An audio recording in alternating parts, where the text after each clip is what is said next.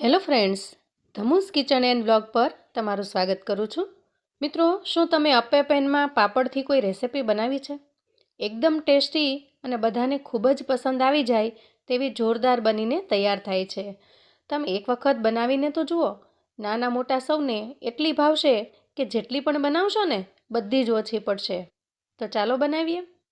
તો ચાલો રેસિપી બનાવવાની શરૂઆત કરીએ. અહીંયા મિક્સિંગ બાઉલની અંદર મેં બાફેલા બટેટા લઈ લીધા છે. આ બટેટાને મેં તપેલીની અંદર જ બાફી લીધા હતા. તો તપેલીની અંદર પણ આવી રીતે તમે જો બટકા કરીને બાફશો તો સરસ બફાઈ જાય છે. હવે આપણે બટેટા છે એને મેશ કરી લઈએ. એકદમ અલગ અને નવી જ રીતે આપણે આજે ખૂબ સરસ મજાની રેસિપી બનાવવાના છીએ. તો કાંટીની મદદથી તમે સારી રીતે મેશ કરી શકો છો, હાથ કરતાં પણ એકદમ સરસ છે, મેશ થઈ જશે આનાથી. તો અહીંયા બટેટા છે એને આપણે સારી રીતે મેશ કરી લીધા છે. હવે આપણે એમાં એક નાની એવી ડુંગળી એકદમ ઝીણી સમારેલી રાખી છે, એને એડ કરી દઈએ. નાનું એક ટમેટું એને પણ એકદમ ઝીણું સમાર્યું છે, એને પણ એડ કરી દઈએ. અહીંયા આપણે અડધી ચમચી જેટલો આમચૂર પાવડર ઉમેરીશું. 5 ચમચી જેટલો જીરુંનો પાવડર, જીરુંને શેકીને બનાવેલો પાવડર ઉમેર્યો છે. અડધી કરતાં થોડી ઓછી હોય એટલું અહીંયા આપણે લાલ મરચું પાવડર એડ કરીશું અને સ્વાદ પ્રમાણે મીઠું એડ કરીશું. તો અહીંયા ટમેટાં અને આમચૂર પાવડર છે એનાથી આપણો જે મસાલો છે એકદમ ટેસ્ટી અને ખાટો મીઠો બનીને તૈયાર થશે. ખૂબ સરસ ટેસ્ટ આવે છે આમચૂર પાવડરથી. તો બીજી કશી જ ખટાશ નાખવાની તમારે આમાં જરૂર પડશે નહીં.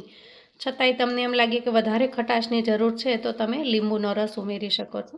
આ બધી જ વસ્તુને આપણે સારી રીતે મિક્સ કરી લઈએ. તો આપણો મસાલો બની ગયો છે. અહીંયા એકદમ ઝટપટ અને ઝડપથી બની જતી રેસિપી છે મિત્રો. વિડીયો છે એ છેક સુધી જોજો. તમને રેસિપી જોઈ અને મોઢામાં પાણી આવી જશે, એટલી મસ્ત બનીને તૈયાર થશે. હવે આપણે આગળની તૈયારી કરીએ. અહીંયા મેં 5 થી 6 અડદના પાપડ લીધા છે. આપણે જે રૂટીનમાં પાપડ ખાતા હોઈએ એ પાપડ છે.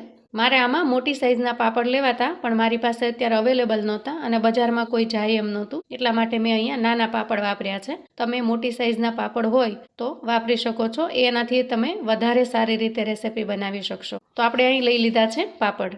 હવે આપણે પાપડને પાણીની અંદર ડીપ કરતા જવાનું છે આવી રીતે.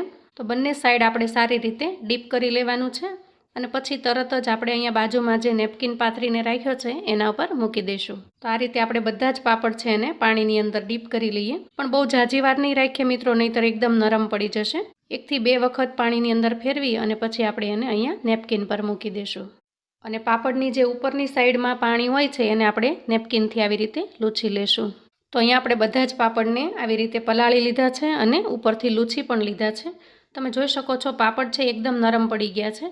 તો અહીંયા એક વાતનું ખાસ ખ્યાલ રાખવાનો મિત્રો, આપણે પાપડને એકબીજાની ઉપર નથી મૂકવાના, કેમ કે જો ભીના હશે તો એકબીજાને ચોંટી જશે. તો આપણે આ રીતે છૂટા છૂટા છે એને પાથરી દેવાના છે. હવે આપણે આવું કોઈ વાસણ લઈ અને એના ઉપર જે પલાળેલો પાપડ છે એને લઈ લેશું. અને કોઈ ગ્લાસ અથવા કટોરી જે આપણા અપમના માપ સાઇઝ પ્રમાણે બરાબર થતી હોય એ લઈ લેવાની છે. તો અહીંયા મેં ગ્લાસ લીધો છે અને એને આપણે પાપડની ઉપર આવી રીતે પ્રેસ કરીશું, જેથી કરીને એના અંદરથી સરસ ગોળ છે એ નીકળી જાય. તો આ રીતે પ્રેસ કરશું એટલે ત્યાં ડિઝાઇન પડી જશે અને પછી ત્યાંથી આમ આરામથી નીકળી જશે. તો આ રીતે આપણે અંદરથી એક ગોળ છે એ શેપમાં બનાવીને કાઢી લીધું છે. તો આ રીતે આપણે બીજો પીસ પણ કાઢી લીધો છે. હવે જે વધારાના કટકા વધે છે એને પણ આપણે ઉપયોગમાં લેવાના છીએ, અને આપણે ફેંકશું નહીં. તો આપણે અહીંયા બધા જ પાપડને આવી રીતે રાઉન્ડ શેપની અંદર તૈયાર કરી લીધા છે. તો અહીંયા મેં 6 પાપડ લીધા છે. તો 6 પાપડમાંથી અહીંયા આપણે 12 છે એ આવા રાઉન્ડ પીસ નીકળ્યા છે. તો મિત્રો હવે આપણે અહીંયા એક અપ્પે પેન લીધું છે અને એમાં બધી જ જગ્યાએ આપણે આવી રીતે ઓઇલથી થોડું થોડું ગ્રીસ કરી લઈએ. મિત્રો આપણે ગેસ ઓન કરી દઈશું અને એકદમ ધીમા તાપે આપણે જે અપ્પે પેન છે એને ગરમ થવા દઈએ. તો અહીંયા અપ્પે પેન છે એ ગરમ થઈ ગયું છે, બહુ ઝાઝું ગરમ નથી થવા દેવાનું. હવે એક નેપકિન લીધો છે અને નેપકિનની અંદર આ રીતે મેં લીંબુ મૂક્યું છે, જેથી કરીને આપણે અપ્પેની અંદર જે પાપડ છે એના પીસને સારી રીતે દબાવી શકીએ આમ. તો એ રીતે મેં અહીંયા તૈયાર કરી લીધું છે. તો અહીંયા જે પાપડ છે એનો ટુકડો આપણે મૂકીશું અને પછી આ રીતે એને પ્રેસ કરીશું. આ રીતે બાજુ આ રીતે આપણે એને પ્રેસ કરી દઈશું. જો બીજો પીસ પણ મૂકીને હું તમને બતાવું છું. તો આ રીતે આપણે પ્રેસ કરી દઈશું અને થોડું થોડું ફેરવશું, જેથી કરીને બધી જ બાજુ સારી રીતે શેકાઈ જાય. તો અહીંયા તમે જોઈ શકો છો કે એકદમ સરસ અને મસ્ત બ્રાઉન કલર છે એવી સરસ મજાની ટોકરી બનીને તૈયાર થઈ ગઈ છે. તો મિત્રો આપણે બનાવી છે પાપડમાંથી એકદમ મસ્ત કુરકુરી એવી ચાટની ટોકરી. તો તો અહીંયા આપણે બાકી છે એ બધી જ ટોકરીઓ બનાવી લઈએ. જો મિત્રો પેન વધારે ગરમ થઈ ગયું હોય તો એક સાથે જાજી નહીં બનાવી શકીએ. જો પેન થોડું ઓછું ગરમ હશે તો એક સાથે આપણે જાજી પણ બનાવી શકશું. આ રીતે થોડુંક પ્રેસ કરશું ને ત્યાં સરસ એકદમ મસ્ત ટોકરી ટાઈપનો એનો શેપ આવી જશે. કોઈ ખાસ વાર લાગતી નથી મિત્રો, અને એકદમ ઝડપથી બનીને તૈયાર થાય છે. અને તમને હું તો કહું છું બનાવવાની ખૂબ જ મજા આવશે. એની અંદરથી જે આ કટકા વધ્યા છે ને એને પણ આપણે શેકી લઈએ. તો એને આવી રીતે ચારે બાજુ છૂટા છૂટા થોડા મૂકી અને પછી એને દબાવી દેવાના, એટલે સરસ શેકાઈ જશે. તો આ રીતે જે એક્સ્ટ્રા પીસ છે એ પણ સારી રીતે શેકાઈ ગયા છે. તો અહીં આપણી ટોકરી બનીને તૈયાર છે. મિત્રો તમે એનો અવાજ પણ સાંભળી શકો છો.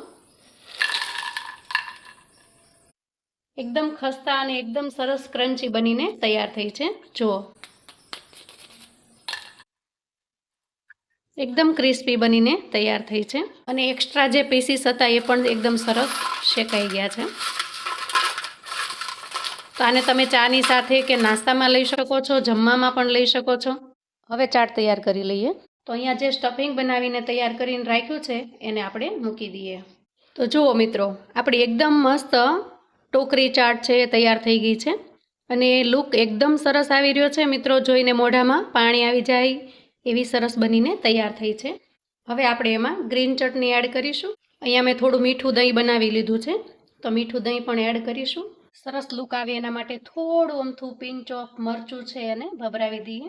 એનાથી ખૂબ મસ્ત એકદમ સરસ લુક આવે છે. અને એના ઉપર આપણે ભભરાવી દઈએ આપણી ફેવરિટ સેવ. તો મિત્રો એકદમ મસ્ત, ખૂબ જ સરસ, લુકમાં પણ એટલી અને ટેસ્ટમાં પણ એટલી મસ્ત બનીને તૈયાર થઈ છે. નહીં લોટ બાંધવાની ઝંઝટ કે નહીં તળવાની ઝંઝટ, કોઈ પણ પ્રકારની ઝંઝટ વગર તમે એકદમ ઝડપથી છે એ આ ટોકરી ચાટ બનાવીને તૈયાર કરી શકો છો. અને એકદમ ક્રન્ચી બનીને તૈયાર થાય છે. તો આ પાપડના જે ટુકડા વધ્યા છે એને તમે આ રીતે ક્રશ કરી અને આના ઉપર ઉમેરી શકો છો. આની ભેળ પણ બનાવી શકો છો. તો આ રીતે તમે આના ઉપર ઉમેરી શકો છો. અને મિત્રો જો તમારે એકદમ ગરમા ગરમ જો આ ખાવી હોય તો ફરી એક વખત તમારે એને આ રીતે થોડીવાર માટે અપ્પે પેનમાં ગોઠવી દેવાની અને થોડીવાર અપ્પે પેન છે એને સહેજ ગરમ કરી લેવાનું. તો ગરમા ગરમ એકદમ મસ્ત ટોકરી ચાટ છે એ તમારી તૈયાર થઈ જશે. તો આ રીતે બધું જ સેટ કરી અને પછી થોડીવાર માટે ગેસ ઉપર મૂકશો તો એકદમ ગરમા ગરમ છે એ ટોકરી ચાટ તમને તૈયારમાં આવશે. એકદમ ટેસ્ટી, ખૂબ જ લાજવાબ, અને થોડી જ વસ્તુની અંદર ઘરમાં તમે ઘણી બધી ટોકરી ચાટ તૈયાર કરી શકો છો. બહાર આપણે અનહાઇજીન વસ્તુ લઈએ અને ખાઈએ એના કરતાં ઘરે તમે ખૂબ સારી અને બેટર વસ્તુ બનાવીને તૈયાર કરી શકો છો. તો ઓછા ખર્ચની અંદર જાજી વસ્તુ બનાવીને તમે અને તમારો પરિવાર ખૂબ સારી રીતે એન્જોય કરી શકો છો. તો મિત્રો એકદમ મીઠા મીઠા દહીંની સાથે આ ટોકરી ચાટ ખાવાની મજા જ અલગ છે. એકદમ ઠંડુ દહીં અંદર નાખ્યું છે અને નીચે ગરમા ગરમ મસાલો છે, એટલે એકદમ મસ્ત, ટેસ્ટમાં પણ લાજવાબ બને છે. આવું અવનવું જાણવા માટે ચેનલ પર જો તમે નવા છો તો ચેનલને સબસ્ક્રાઈબ કરો, વિડીયો ગમે તો લાઇક અને શેર કરો. અને મિત્રો તમારા સગા સંબંધી મિત્રોને આજનો વિડીયો ચોક્કસથી શેર કરજો, એટલા માટે કે તેઓ પણ ઘરે આવી રીતે પાપડની સુપર ટેસ્ટી ચાટ બનાવીને તૈયાર કરી શકે અને એન્જોય કરી શકે. અને મને કોમેન્ટમાં ચોક્કસથી જણાવજો કે આજનો વિડીયો તમને કેવો લાગ્યો છે. તો મિત્રો આવી ટેસ્ટી ચાટ જોઈ અને મારું મન તો ખૂબ જ લલચાય છે. હું જાઉં છું ઝડપથી ખાવા. તો ફરી મળીએ એક નવી રેસિપી સાથે. આવજો મિત્રો.